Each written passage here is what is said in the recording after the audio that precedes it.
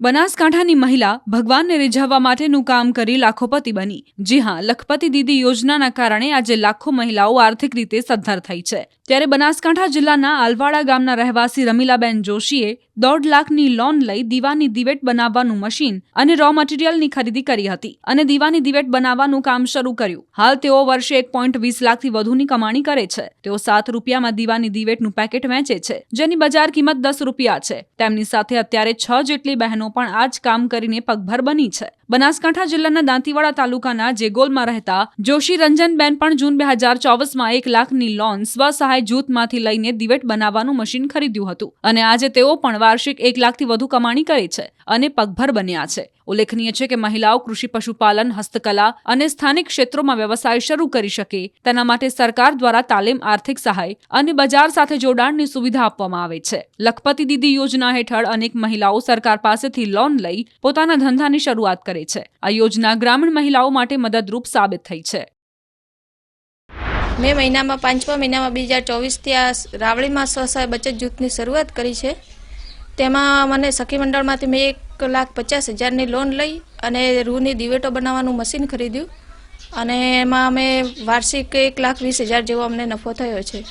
March 2024માં સરકાર સરેથી વ્યાજમુક્ત loan લઈને મેં પણ આ રૂની દિવેટ માટે મશીન લાવ્યું હતું અને દિવેટ બનાવવાનું કામ શરૂ કર્યું અને રૂ મટીરિયલ ખરીદ્યું હતું। અમને લોન પણ મળી હતી 1 લાખની અને અમે સરકારશ્રીનો આભાર માનીએ છીએ કે અમે બહેનો પગભર થયા છે।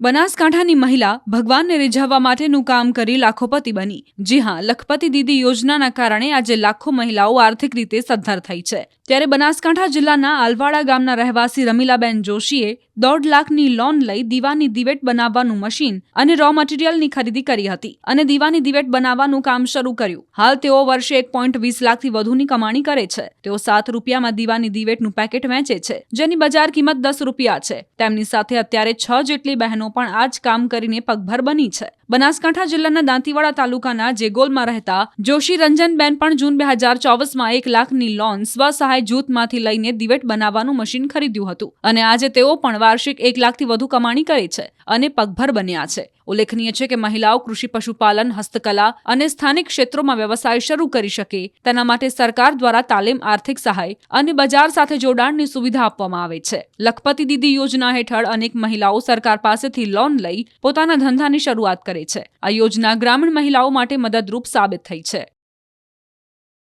મેં મહિનામાં 5મા મહિનામાં 2024થી આ રાવળીમાં સ્વસહાય બચત જૂથની શરૂઆત કરી છે।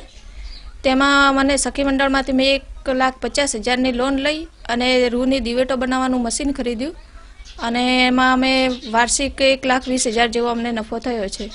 માર્ચ 2024માં સરકાર સરેથી વ્યાજમુક્ત લોન લઈને મેં પણ આ રૂની દિવેટ માટે મશીન લાવ્યું હતું અને દિવેટ બનાવવાનું કામ શરૂ કર્યું અને રૂ મટીરિયલ ખરીદ્યું હતું। અમને લોન પણ મળી હતી 1 લાખની અને અમે સરકારશ્રીનો આભાર માનીએ છીએ કે અમે બહેનો પગભર થયા છે।